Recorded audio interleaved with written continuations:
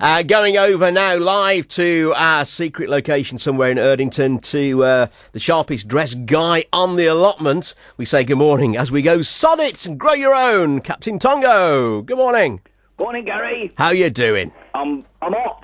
It's been fantastic, hasn't it? Oh, blimmin' heck, man! I tell you what, I've got a biggest tan I've ever had, I think. I bet you. What have you got? That white mark where your wellies have come up to like just below your knees, and you. Me welly mark. Your welly. But maybe you should drill some holes in your wellies for ventilation. Yeah, well, I've thought about that, mate. I tell you, well, they've been steaming the last couple of days. So what with this heat then? What's been shrivelling up? Hey, now, right, getting down to it. Right. Watering. Yes. Right, very important. Talking about shrivelling things up. Yeah. Right? Now, a lot of people make mistakes about watering. Yeah. You can't water in midday. Because it's too hot. Weather like this, it just steams up. Right. It disappears. You've got to either early morning. Yeah. Or evening. Right. About 7 o'clock, 6 or 7 o'clock. Mm-hmm. Obviously, down to what you can manage, but it's like waste of time doing it at midday, and also all the water droplets land on your leaves, and it forms like a magnifying glass, and the sun burns the leaves. Oh, never knew that. Yeah, so I mean, it's a waste of time. You're doing more damage than good at watering at midday.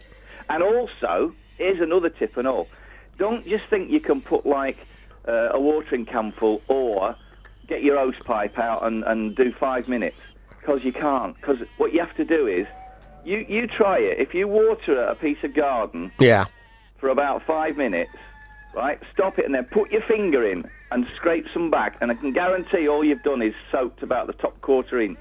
Right. Because you've got to give it a good soaking. And once a day is better than just like a dribble every now and then. And probably do it now before we get the hosepipe ban. Oh, Dad. Well, now, you see, when I were young, we had hosepipe bans. We used to use the bath water. Yeah.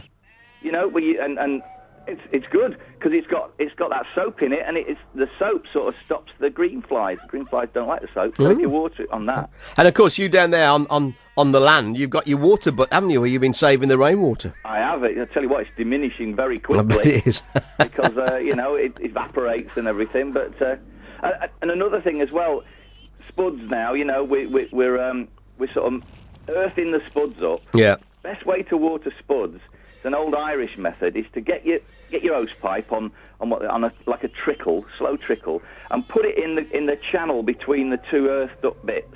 Right. And fill it up to about 2 or 3 inches of water. Let it run down, because that way the water runs down and it soaks the roots, it soaks the actual potatoes, and it helps them grow better. If you just spray it on top of the mounds, it just runs off. Fantastic. Good tips. Right. And mulching as well. If you're mowing your lawn, keep your lawn mowings, and if you've got sort of plants that are drying out, put the lawn mowings round the plants after you've watered them, and it keeps them damp. Right. Okay, well, I remember that one. I wish I'd remember that. I threw all my mulchings away at the weekend. Yeah, because the grass just rots down. And it's sort of all good, it becomes compost.